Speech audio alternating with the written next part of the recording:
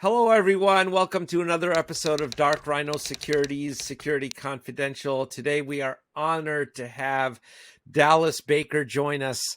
Dallas is a U.S. Army veteran. He is a cybersecurity professional. He's got a ton of experience in cybersecurity and in technology. He is skilled at Python, at SQL, at information security, at JavaScript, at networking. He's worked for some of the best known companies out there, Blue Cross of California, PayPal, Perimeter X, to name a few. Thank you for being here on a Friday, Dallas. Appreciate you taking the time. That's an honor. Thank you. So, whenever we get ex-military professionals on, it's like a standard question that we always ask about people. Yeah, there's actually two of them, but was there did you pick up your cybersecurity and technical skills in the military, or did the military help prepare you for this journey in any way? Or Yes, it's kind of an interesting thing. So when I first went into the military, I just went in as a IT specialist.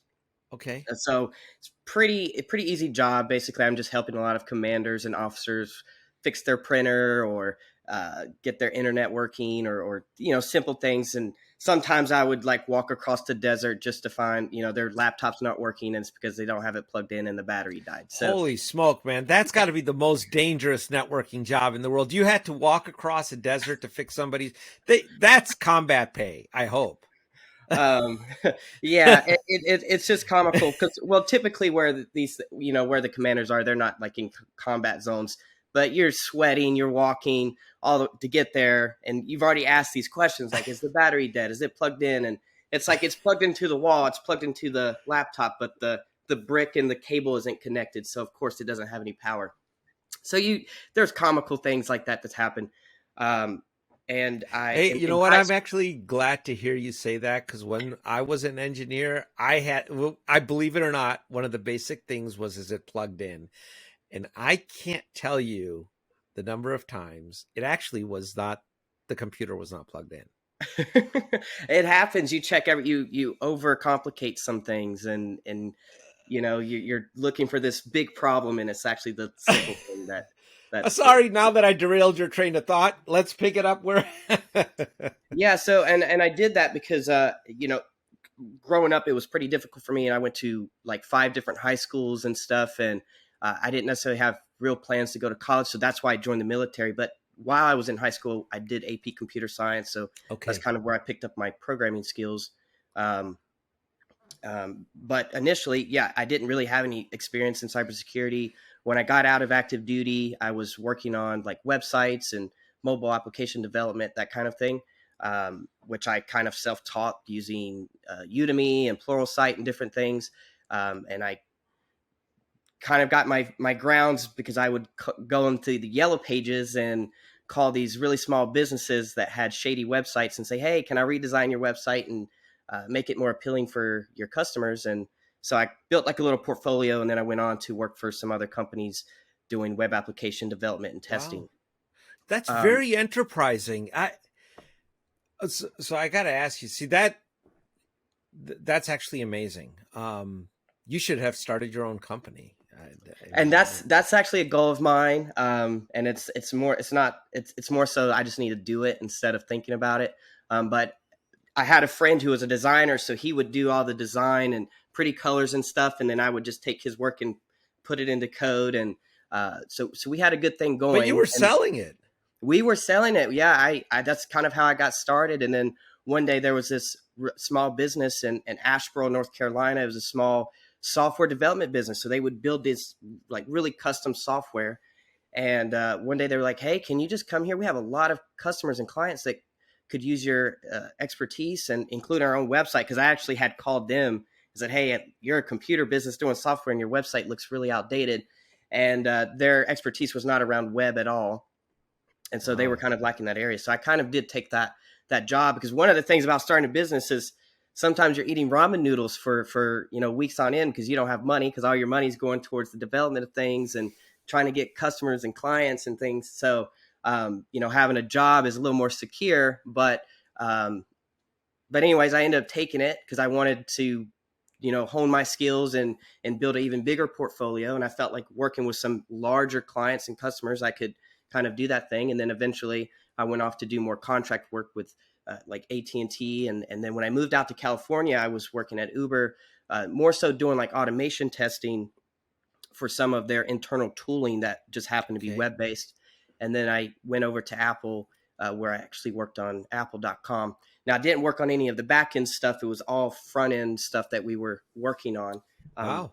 but it got me, I learned a lot there, especially with JavaScript. So a lot prior to that, a lot of it was like more so in like C# and other older kind of frameworks.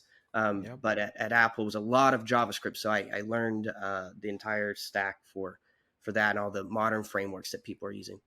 And So during that time, right after Donald Trump's election 2016, I don't know if you remember, but there was this consensus that there could have been potentially that Russia meddling in elections and sure. things. And so there was this big push from the federal government to stand up a cyber that basically all the states needed to have some type of cybersecurity in place to be able to detect and monitor in the event that there was a nation state threat that was meddling in elections and things like that. So, and this was later in 2017 when this kind of got pushed up. And so at the time, I switched from active duty over to the National Guard. And so I got a call saying, hey, we're looking for people to come do this cybersecurity thing. And I was like, man, that sounds so complicated. I don't know the first thing when it comes to security. And so I kind of declined it. And they're like, no, you got to come down, at least talk to us, right? We're going to put you on orders. And so I was like, okay. So I go to Sacramento, and the list of things that I needed to know was like 4 pages long for its requirements. So I'm like, look, maybe I know the first page. These other pages, I don't know anything about. And so they're like, no, we just need people. We got to find some technical people. And kind of what happened was the state, they kind of ran out of money because it's an expensive operation to do. It And so the is. military kind of helped fund the rest of it. But the clause was you have to hire military people, right? You can't just hire other state workers or whatever. So we had this interagency contract with the National Guard and the state, California Department of Technology. And so while I was there, they had so many different types of contractors, and people would come in and basically teach us everything we needed to know. And so I learned a lot. I met my mentor, Dennis Chow. He would work like super late at night we were trying to ramp up as quickly as possible. So that's kind of how I got into security, was through that interagency contract with the National Guard and the Department of Technology. That's very cool. But in listening to your story, it strikes me that you had a pretty clear sense of direction even before you went on into the military. You were taking AP classes. You had a computer background. In the military, you did networking things, and when you got out, you really pursued the technology path. There's a lot of people, a lot of veterans in the military that don't have that clear sense of individual mission, is what I should call it, right? Mm-hmm.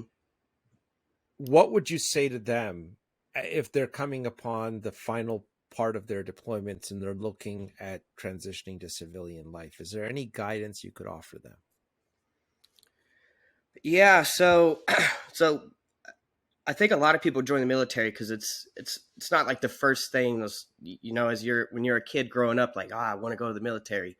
There are a few people that you meet in the military that their family, their dad and grandpa was all in, so they feel obligated to join. But a lot of the people that I met and worked with, it was like not going to college or don't really know what I want to do, so I'm just going to go join the military. Or you grew up in a really rough environment, maybe don't have a lot of family or support, so you're going to go to the military. I even met people that their choice was go to prison or join the military. That's Oh, your options. wow. You would meet all kinds of people, but typically it wasn't the rich kid who had a 4-year degree or whatever. And then sometimes, for officers, a lot of them go into the military because they do go get those 4-year degrees, but they want to work on things. Like, for example, flying, right? You could go Yeah, fly for Delta Airlines, but you'll never fly those crazy cool jets that's right. that the government has. So it really just depends on your reasoning. But when you're transitioning now, it's kind of a decision that you make before. I already knew since I was like a kid that I wanted to work with computers. And so when I went to go sign up, I said, look, I'm going to join, but I want to work on computers. And you obviously have to test high enough on your ASVAB to get those jobs. And then I just looked at it as a long-term goal. This was going to be my career. Now, if you're in a situation where you may have joined the military, but now you're wanting, and maybe you're not in the tech part in the military, but now you kind of want to transition to it, it's going to be a little tough. You're going to probably have to work some jobs that you want to work, which I did too, transitioning out of the military, because my thought was the reason why I switched from active to guard was I was like, well, I learned all these skills. I'm going to get out of the military and go make all this big money. But, Yeah. when you get out, I guess the hardest thing is people don't necessarily look at your military experience as valid compared to someone who might have, just Why? real job experience or um, a degree. Well, And Dallas, why is that? What? Yeah. I think it's people's perception of what the military does, right? We just tote guns and go blow things up. They might not understand the history of the military, right? The military created the internet that we all use and has. No, that was Al Gore. so so there's a lot of practices, but I just think people's perception of the military, people just don't view it as a place where you could gain a lot of uh, technical skills as much as you can gain perseverance and determination and work ethic, which you do in the military because you're forced to do it. So it becomes second nature to you. So that was like a big struggle for me, was going to go get this high end paying tech job. And they're like, yeah, you don't have enough experience. And in some cases it's true because you're working with the private sector who have customers and you need customer service experience. And you've spent a lot of time in the military where it's, you know, things are a little different. You don't necessarily have customers that you have to communicate with and understand a lot of business logic around what you're doing. You just do the job. I mean, however it gets done, it gets done. That's the mission. There's no sugarcoating it. You don't have to Yeah. worry about money and deals and making sure that the customer is always happy, making sure that you're securing certain things. And so I think that's the main reason is it's just people's perception of what the military does and what skills we gain from the military. See, that's interesting because we hire a lot of veterans, and our experience has been very, very positive. Finding people that want to work, first off. Yeah, nothing's a bed of roses, but when people are coming out of the military, there is a work ethic there. There's an acumen to trying to learn something.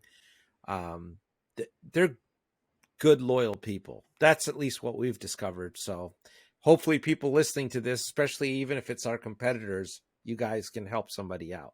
That's Yeah, and one thing I yeah. wanted to know is Perimeter X, they're an Israeli company, and pretty much all of their engineers that's doing phenomenal work with detection models and things come from the military, because in Israel you have to, I think, do 2 to 3 years, and they Mandatory, learn. right?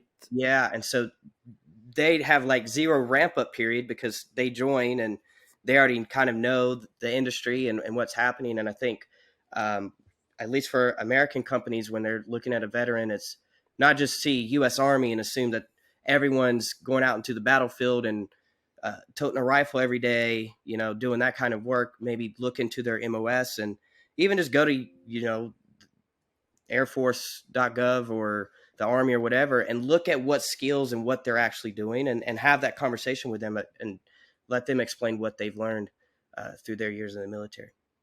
So, switching over to cyber, and you just mentioned your Perimeter X, and they're using military models. You also mentioned you worked at Apple briefly on the front end. What, those interfaces on the front end are vulnerable to attack. Um, are there, can you share some ideations or things you guys did at the design level to harden websites? Maybe not necessarily Apple's, but in general, good rules of thumb procedurally that you followed.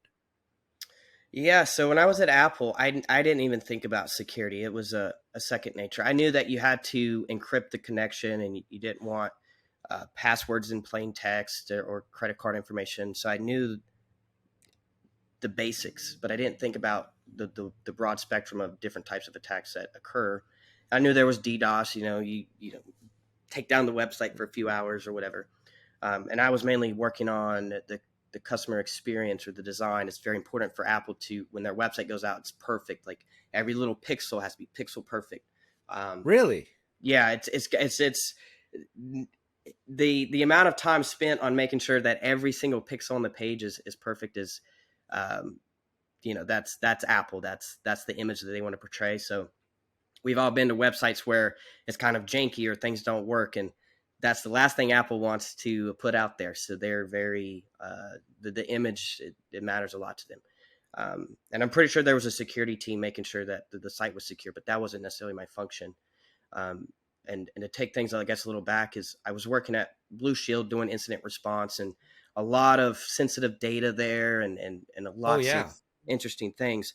But I was a contractor there, and I kind of wanted to be an employee and work at that was kind of my goal. And I came across this company called Primrex, and I didn't really know who they were. And I remember checking their website, and I was like, "Is this even a real company?" And so I emailed, I applied for the job, and I got it right away. But what interested me about it was I could take my web skills that I had previously learned, and I kind of missed working on because I like that kind of thing, and merge it with this security thing.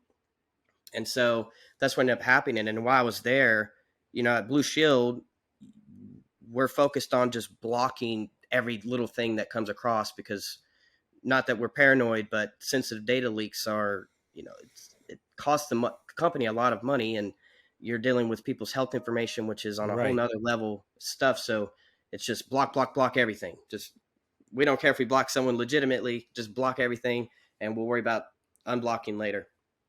And so at Perimeter X, when I first went in, I thought that's what we're going to do. We're just going to just block anything that's trying to access the website. But you have tons, millions of people out there that's trying to buy something or whatever. And so when I was there, that's kind of where I learned all the different types of potential attacks from. You have botnets that attack sites, and maybe they have a list of credit card information, and they want to see which ones are valid. So they find a vulnerable page, and they just ram through all of these credit cards, and they're not necessarily buying anything. They just want to check to see if the cards are working. And you might say, well, that's not necessarily a bad thing. But on the business side, every single time a card transaction gets, or a card gets verified, that's 50 cents, 25 cents, Oh whatever. yeah, that's cost a lot of money.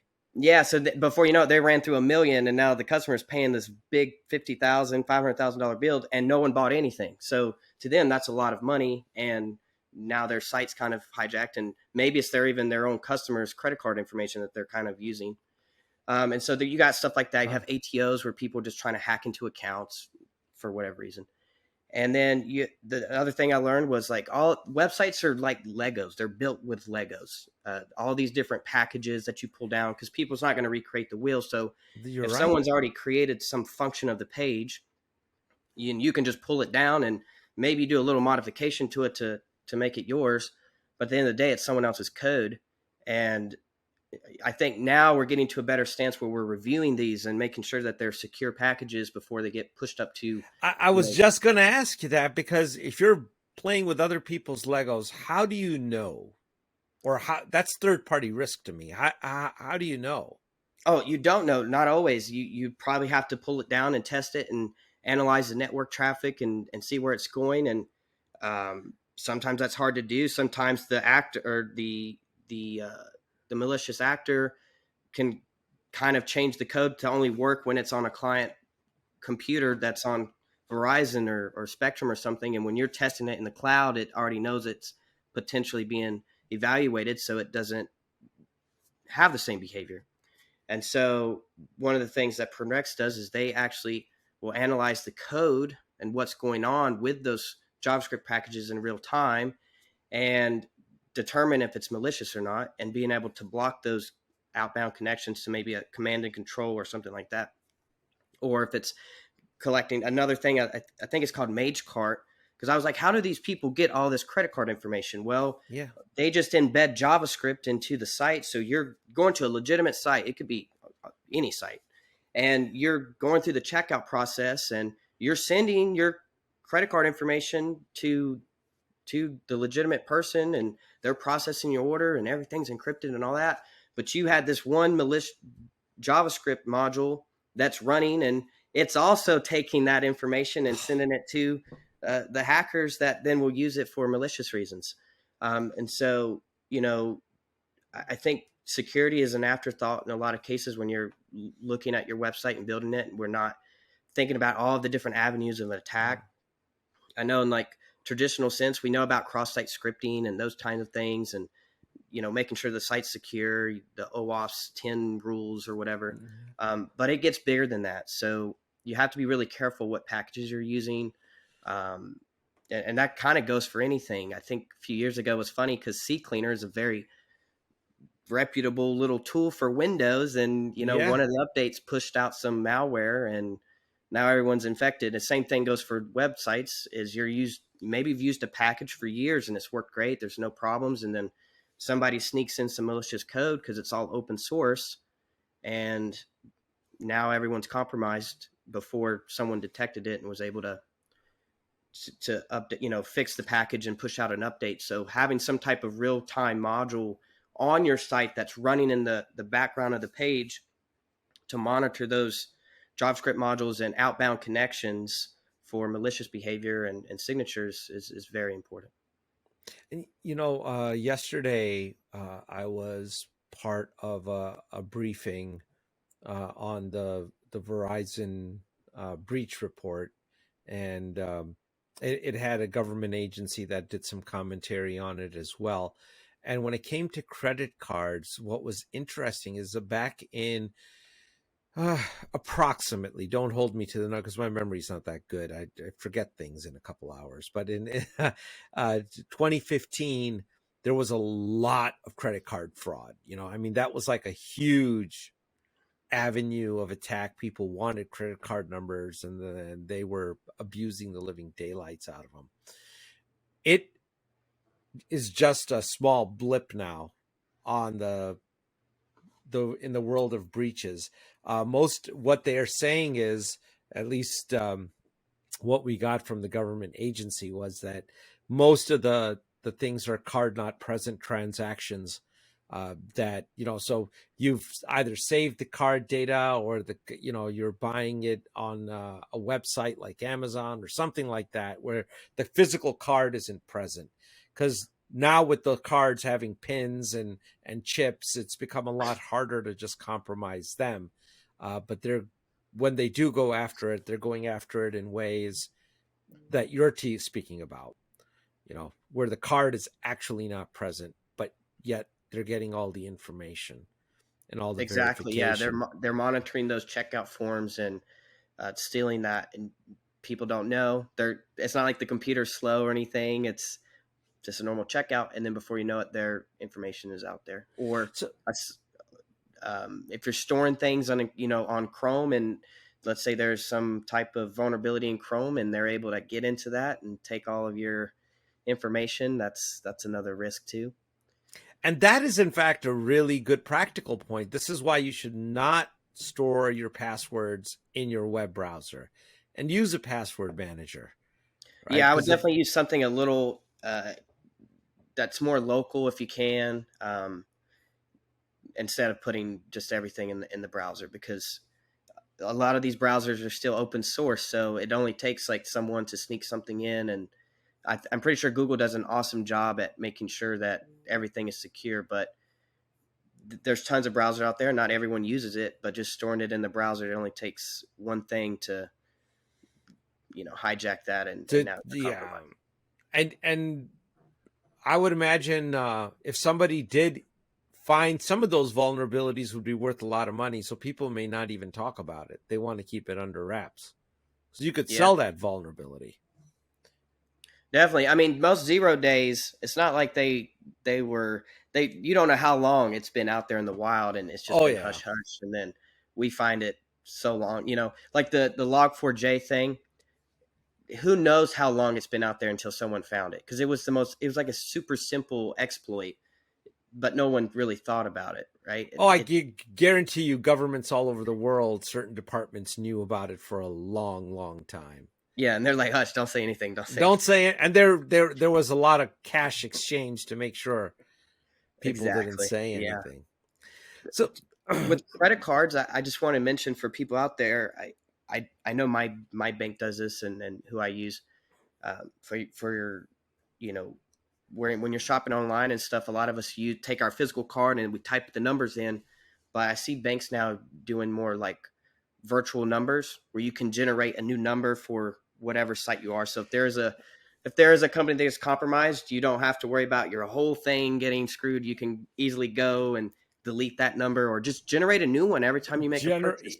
I think Apple Pay works along those lines. I can't confirm that, but when you actually initiate a transaction, it's a virtual card number. It's not Mm-hmm. your actual card number. So, yeah, Yeah, if that Capital company gets One, they definitely do that. Capital One also does that, and I know some other ones that are doing well. So it might just be a good idea to just check with your bank or whoever your financial institution is, and see if they offer that solution. that would be, and maybe that's why there's been such a rapid drop in credit card fraud relative to other forms of cyber bad things that have gone on out there.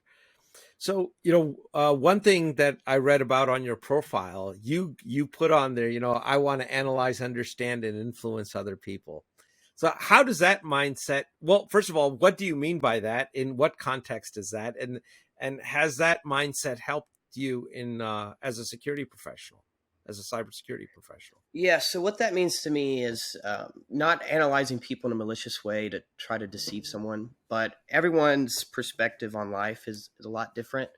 And Sure. so when I was younger, the only perception that mattered was mine, and I didn't really understand like why would certain people think that way or do certain things. And so what I mean by that is I just want to have a deep understanding of how others feel and how others think, and everyone's experiences uh, will dictate how they view the world and their perception of reality. So that's what that means. And then being able to take and understand someone at that level to then, I think everyone appreciates when someone understands them and can appreciate their viewpoints, even if you disagree with them. I think I that's would agree okay. with But that. Yeah. but if you can understand someone, I think you can have better discussions. You can have better discourse, and then ultimately you could influence other people to possibly think like you. I don't know where this quote came from, but it kind of resonates with that statement. Is in order to argue your point of view, you should be able to argue the opposite better than your own view. And so if we were going That's to have a discussion interesting. of Chevy versus Ford and what is better, I should be able to advocate. I personally, I'm a Chevy person, but I personally, I believe I should be able to walk to the other side and advocate for Ford better than I can Chevy, right? And that would give me kind of like an edge. So when I do have to, if we're debating something, um, I should be able to do a better job. But I would also understand that side and everyone else's views and opinions on certain things. The corollary to that is that you got to know your adversary better than they know themselves in many ways. Exactly. That's exactly what that means for me. Yeah, and that's very cool. And I guess, one thing since it's such a healthy mindset, what you're describing, one of the places I could see it of being of immense value is in working with the people in the organization and trying to establish a culture of cybersecurity, which, at least in my personal experience, has been very rare. You walk into companies and cybersecurity is an isolated black box. A lot of times, it's a bunch of people working in the back room, but really everybody there in that organization is part of the cybersecurity team, right? Yes, And most definitely, definitely, because security, it can't be done by a few people because companies are big and there's different departments and people, and it's everyone's effort. Everyone's effort contributes to how secure an organization is going to be. and you look at ransomware attacks, which have become so prevalent. The vast majority of them are because somebody clicked on something, Yeah, and that is such a hard problem to solve. When I was at PayPal, I don't know how many emails would come through, and I don't think there's a perfect solution out there. I mean, there's some, Proofpoint I think does an excellent job, but things just always sneak through, and by the time the analyst can detect it and find it and delete it and remediate it, someone's already clicked the link. And to give you a funny story at Blue Shield, we always had phishing tests to do, Okay. and we would administer these tests. Like, we're the ones pushing out these fake emails that if someone clicks it, now they have to go through the phishing training. And one of our analysts was like, he knew it was a phishing email, but he still clicked on it. And, then he had to go do the phishing training. So but I'm thinking if we made that mistake, plenty of people can. Um, and so, but that is a big issue where people click a link or they think they're talking to someone that they're not. And before you know it, we've disclosed some information we shouldn't have. And then So that leads to bigger compromises. so then I guess the question would be, why have companies not brought their raised employee awareness even more? Like some of why they're vulnerable, why you don't go to a trade show and take a USB drive and just stick it into your computer, or I'm just picking on some things, or, connecting to a free Wi-Fi network and doing work on it. And uh, it gets back to, I don't think most people are aware of the innocent actions that they're taking that are playing right into the hands of bad actors. And how do we fix that? I think we have to make security easier. I think a lot of times people do things out of convenience. It's easier to just stick a thumb drive in a computer and copy data than it is to go through some encryption process and do this whole login and do everything securely, even though that's what you should do. Um, and I think that we have to come up with creative solutions where it is as easy as sticking a thumb drive in a computer and pulling data or whatever it is. And so I think that's probably the big thing. Um, and also, I feel like sometimes, even for me, training is just really cut and dry. It's not as engaging, Oh where you man. have like more interactive scenarios. And I think if we were going to do training, it'd be a lot cooler to have like little labs that people go to and can see exactly what happens on the back end. Maybe that will entice them to uh, think think about what they're doing before they do it. Because I know for me, we do the little training videos, and it's like, obviously don't click the phishing email. Um, but I don't think we go through and show them how they can check for themselves if an email is bad. They have to use some assumptions, or there was people at Blue Shield that would report legitimate emails all the time because they would just assume it's phishing, and then we tell them, no, this is legitimate, this is legitimate, this is legitimate, and then they say, you know what, I'm tired of reporting these emails, so I'm not going to report anymore. There's a lot of problems of why people uh, almost subject themselves to cyber attacks. And I don't necessarily think it's their fault. I just think that we're going to have to think from a security side how to make things easier, how to make training better, and then educate them on what to look for so that they're not sending us a bunch of legitimate emails and at the same time they're reporting the legitimate ones. And I also think that we could create better tools. I don't know why email is just it's a big black box of just random bad stuff all the time. It's kind of why I don't like to use email. I'd much rather use something like Slack. I But agree. business still uses email, and the problem with it is it's easily spoofable. Things look so legitimate you don't know, and so there's also the emotional side to it. Uh, so I got something on you, and if you don't do that, blackmail scenarios, or hey, win $1,000 if you do this, and people just click on it for whatever reason. And so Oh, I, it's I so tempting. yeah, and I'm like, I don't understand why a lot of these email algorithms can't pick up on those exploits on emotion, where typically people don't send those type of emails if it's at least in business anyway. I'm not going to send my coworker an You email look at saying, charities, you would really shut them down. yeah, that So would be it's true. That's true. you pick the American Cancer Research Institute, or you pick St. Jude's Hospital. I'm just picking on some random ones. I'm not affiliated to any of them, but they none of those emails are happy. That's true. That's true. They There's a try to sob entice story you. there, and I'm not minimizing that. Those are very serious topics. I do want to say that. Yeah, But no, you're right. I didn't uh, necessarily think about that. That didn't cross my mind. But yeah, you're right. There are some legitimate cases out there where emotion needs to be involved, right? Because you want that they're trying to get funds for legitimate reasons that Wounded ultimately help Warrior everyone. Foundation, look at their stuff, Yeah. man. It's tough. Yeah. Yeah. And that's another avenue of attack where people could throw that same message out there and they're donating money to some malicious group of people. You hit on something that our producer Emily, she's on right now, and she could probably tell you. I've been on this thing. The topic of cybersecurity in generally is very dry. I said it, everyone. It's It a is. very it is, and I know there's a lot of videos, like you said. There's explainer videos out there. There's podcasts out there. There's a lot of things out there.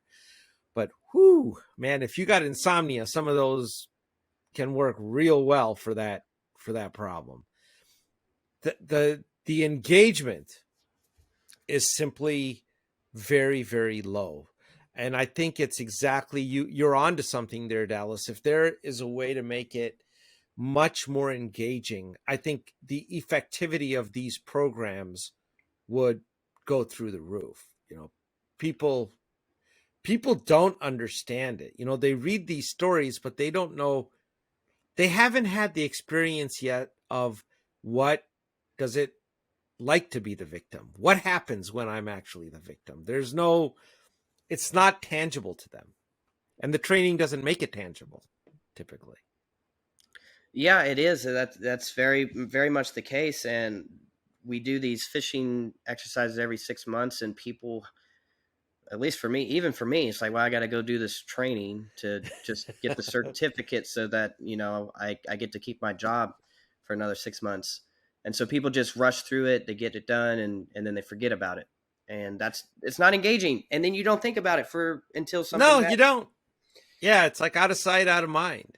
And you said something else when you brought up the Chevy versus Ford thing, which I thought was a very uh, good observation, that you do have to know your adversary quite well. And I think that's something that I have not yet seen as part of the training of a cybersecurity program, understanding the psychology of bad actors. Why do they do what they do? And how do they organize themselves to do what they do? And how can we then, in turn, put up blockades to stop them from doing what they do? Right? I mean, I just don't. It seems like everything is on the technology side. It's like, well, if we'll put in these detection things, this prevention stuff, but maybe if we attacked it at a more fundamental level. Yeah, you're right. And so something that's what we do, right? We find ways to block traffic, or we're trying to solve this issue that involves more than technology, because a lot of attempts are social engineering, and it's leveraging humans weak, or I don't want to say humans weaknesses, but vulnerabilities and mistakes or whatever, and we're just trying to solve the issue with technology, which technology is a great asset and it's a great tool, but it's not going to really solve the root of the problem. One of the things that, so right now I'm at human security. And one of the things that was so interesting is, By the way, that's a very interesting name for a security company. it is, but it makes so much sense. And I think the name, it just really speaks for the company. Um, Everything is about human and what that means. And one of the things that they're pretty proud on is, yes, we use technology to detect bots and things, and but they also had issues where they track down these criminal groups, and they work with the FBI to say, hey, this is what we have on them. And they'll go and arrest these people for what they're doing. And I think that's a very interesting story. There's not a ton of companies out there. I don't know another company that actually does that. I didn't even know that's what they did. I really thought they were just strictly a competitor to Perimeter X, and I was interested in learning what other attack scenarios I could learn from the website, and how their customers work and things. And so, but what was interesting is they're like, no, we'll track this for a long period of time, and we'll work with other agencies and people to go take down these groups. Um, and so that was very interesting, and then we're still doing that. So because that takes care of the root of the problem. One of the founders, Tiffany, that's kind of his premises. We can block, but then what happens? You play this cat and mouse game, or Right. whack-a-mole. You block, they figure a way around it. You block again, they find a way around it. You got to be able to stop the root of the problem. And one way is you have to understand what their motive and drive is. If you know what that is, and then you make it extremely difficult to do that, or the incentive is no longer there, then they end up stopping. So if we look at like what we do, if we make the cost higher than the reward, then they just stop doing it, because they're not going to make any money. They have no motivation or drive to do that. And how do But you do if that? as Give us some examples. Yeah, so what we do is we make it so difficult for them to we have a lot of creative solutions. But let's just say that they're on the site and they're going to go through a bunch of list of credit card information. We Okay. may tell them that half the credit cards are valid, and we really just set up this whole honeypot system, and they have no idea. So they go and they sell this data that they say is all valid. In reality, it's not valid at all. So that's just one way. Or we sell them fake ads or whatever. They think they're going to get the real thing. So it's just, you got to be creative instead of just blocking. Sometimes you have to kind of fool them into thinking that something's real. Or we make it that or we put blocking measures in place where they could still accomplish the goal, but now instead of needing like 10,000 machines, they need 1,000,000 machines now. And then if we add on the fact that we're going to honeypot them or do some other type of thing, then it just increases the cost for them. So I can't give away all the secret No, goods, because I just wanted some examples there. But now, can this be implemented at an average company, or is this only reserved for the megacorps of the world?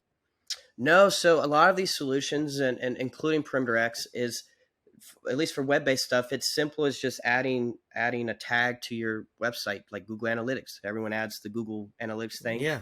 and yeah, we can then track all of that information and put in mitigation steps in place. And at least for human, we have like 12 or more solutions other than a captcha page, because bots can obviously get through that with no problem. So we've created a lot of different types of solutions to combat that. And the great thing is that the adversaries are always looking for, oh, they're going to block me, and I'll know when I'm blocked, and then I'll shift gears a little bit. But we don't let them know that we blocked them. We know that they're there. We're just toying with them and playing this game with them. And so, but yeah, it's very easy. Just adding a JavaScript tag to your site is it's really that simple. And there's some back end things that you might have to do. But I know for us, we kind of assist with that. Or there's a module you can just append to Cloudflare or something like that. And there's not a whole lot of work that companies need to do. You know, what you just said is that there's a long held saying in or understanding, not saying, it's a practical understanding in the world of infosec, that it's very easy typically for a adversary to figure out how they were blocked or prevented, Mm-hmm. right? It's extremely difficult for them to figure out how they were detected, right? So if more people would do this, playing a little bit of cat and mouse here, where you're not just outright blocking them, but you've detected them, and now you're driving the bus. I think some of these adversaries, well, they would probably step up their game, but they'd be pretty ticked off. And I know some of these groups don't take it very kindly when they get a spoonful of their own medicine. Yeah, and that's very true. And another thing is that we do, because we've noticed that they're getting better at learning how they were detected. And so something that Really? we, yeah. So, and then what they'll do, let's say that this is overly simplified, but let's just say that we had a simple detection that was just looking for a certain type of header or Okay, TLS information. sure. And they're like, oh, that's what I need to change, or I need to make it distributed so that the detection engine can't determine that I'm bad, because now I have distributed all these data fields that they're looking at. And so something unique that we do here is we always try to create multiple ways to detect. So instead of creating one detection that detects this thing, how else could we detect it? And then every single time that if they are blocked, they're like, oh, well, they blocked me because of this. But then the next time, and when they're testing to figure out how they're getting blocked, we're always blocking them for a different reason every single time. So it makes it really difficult for them to even understand that. And then when you add on the complexity of, like, sometimes we might just give you a block page, but then the next time we're going to put you in this little virtual environment that you don't know exists and toy with you a little bit. It just adds the complexity where they're spinning wheels trying to figure out how to get past this, and then eventually they give up because it's going to cost either time or money. That's the most important thing, is increasing the complexity of time for them to reverse engineer the solution or to perform some action on the page, or increasing the cost where now it's the return on value is not there, so there's no reason for them to do it. In all your years of experience, how many companies do you think, as a percentage, have really gotten this right to doing exactly what you're talking about, where they've increased the cost of attacking them to the point where they're no longer low hanging fruit? I mean, I would say probably not a lot. I honestly, maybe a handful of companies. oh, um, really? That low? yeah, I mean, if you think about, like, so cybersecurity is such a broad spectrum, but most they're a human. I don't know, this is not like our mission statement or whatever, but ideally we would like to say that we don't need to be a business anymore because we've stopped all the hackers and there's no incentives for criminals to go out and do these malicious activities. um, and that's really the goal, is to not need crazy cybersecurity solutions, because we've made security so well that there's no benefit to doing it. um, but that's never the case, because something new will come along and they'll Sure. take advantage of that. But I don't. A lot of companies, they're focused on just primarily blocking, and they make money from saying, "Hey, we blocked 50,000 threats," and at the end of the day, every month they're going to say the same thing, and the customer sees value, so they keep paying into this product. But we're not doing enough to prevent them from even doing it in the first place. So it just keeps happening until someone fixes some vulnerability in code, but then there's another vulnerability, and there's always going to be another vulnerability, and it's an It entirely new has to business be. model. Yeah. So at the end, we're not doing anything to prevent people from doing, or criminal groups from doing anything. We're just building this fence around the business, multiple fences, but we're not taking care of the root solution. And I couldn't say how many companies are out there that's trying to be more proactive and make it harder or less enticing for criminal groups to do this. But like all the years I've worked, I've never seen a company or any product that does that other than human. You know, let's that's very cool. Now let me ask you this. I agree with everything you've said, but I want to switch it now to Main Street USA. So if I'm a small business, okay, and remember that we'll just keep using the old Target breach because they got penetrated by an HVAC contractor, right? It's some another small entity. If I am a small business, that does business with other larger businesses, and I don't have the team. I might only have 20, 30 people in my organization, and I don't have the budgets to do a lot of things. Are there any things that you could suggest for them as a matter of practical course that they should do to make themselves a lot more difficult to get into so they don't become the conduit by which some of their best customers get compromised? That's a very interesting question. It's a very difficult question to answer, because, with like a larger organization, they know their attack surface, they have the money, the resources to Right. combat these things.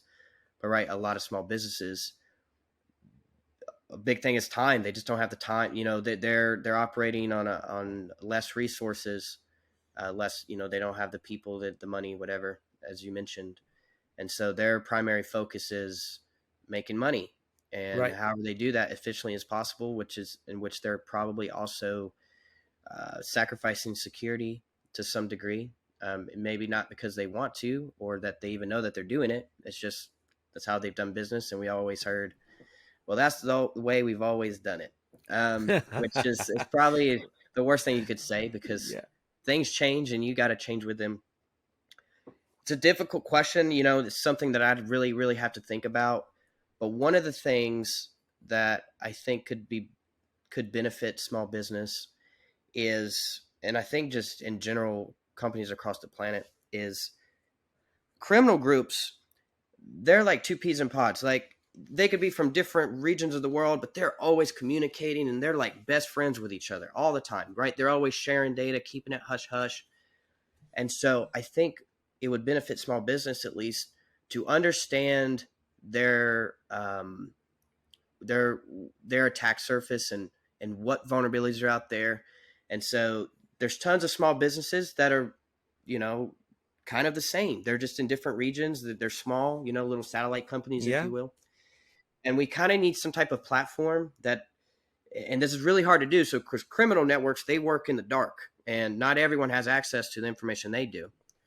And so, how do you replicate how they share and information in the business sector that's open to kind of everyone?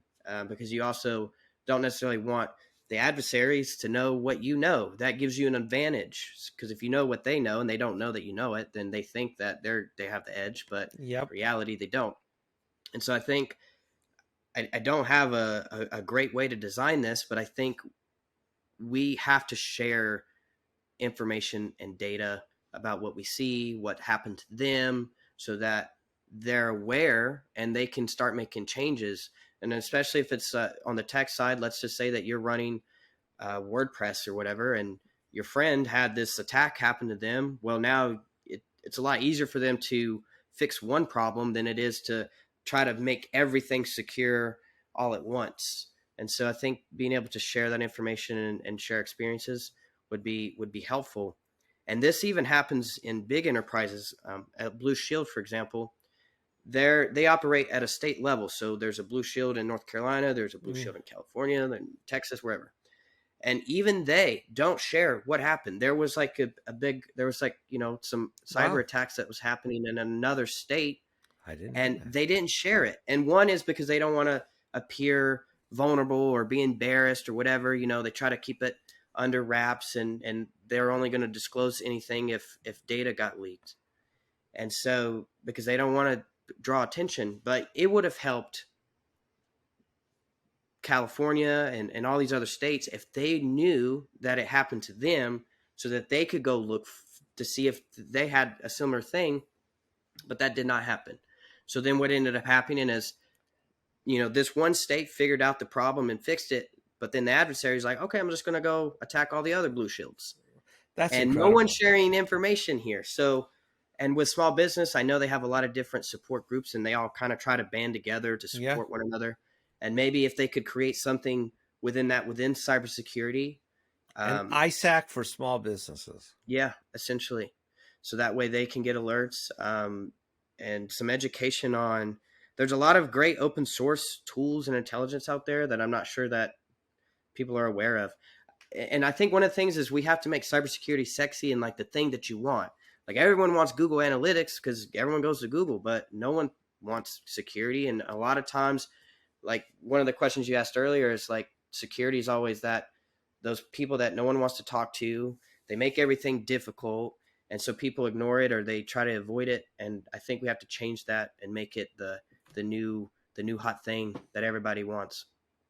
And I think as That's more people get intertwined into it, then the community in general will push out more open source products and services that small businesses could then just take advantage of, such as we do with like software development frameworks. React, for example, is a great modern JavaScript framework that any small business could pick up and use and build a new website for a client. But Facebook is funding most of the research and development into that, but it is open source, so anyone can contribute and modify and things like that. So there's a lot of stuff out there for that. I just don't know there's a lot for cybersecurity. You also have to think about there's pizza shops and all different types of businesses. And so being able to implement some type of, and they're all on different systems. That's another hurdle that we have to get through, is they're all on different systems, which in a way is good for small business, because then, it's harder to make an exploit that targets a wide range of small businesses because you have to make it different. You have to make it unique Yeah. for each one. And so that's a very good answer. And you're right. It's a difficult question. I there's no simple, but it's a good concept. Let's share information and then replicate that across different groups, and that might have an effect. Dallas, we're actually at the hour. I wanted to give you the last minute here. Is there anything that you want to plug, or any events, talks, anything that you might be doing that you want to guide our listeners' attention to that are up and coming? I'm going to be in Black Hat this coming August. So if you're in the area, come to the Human booth. I'll be there. You can come say hey, ask any questions. Definitely hiring new people. So would always like to have a chit chat, or if there's any maybe business prospects or whatever, partnerships. Sure. Definitely. But we're there to educate and to get people on to know who Human is and what we do and how we can help. So that's that. And the other thing is, security doesn't have to be complicated, doesn't have to be hard, and it doesn't have to be a pain in the ass, so to speak. So just jump in. We're a friendly group of people, and we're just here to help and make sure that everyone is secure online. Fantastic. Well, Dallas, thank you so much for giving us your time. Really appreciate it. It's been a fantastic conversation, and I'm sure people are going to be able to take some advice and start putting it to some practical use. So yes, anytime. It's been an honor, and I really appreciate the invite. Well, take care, and you should have a great weekend. All right, you too.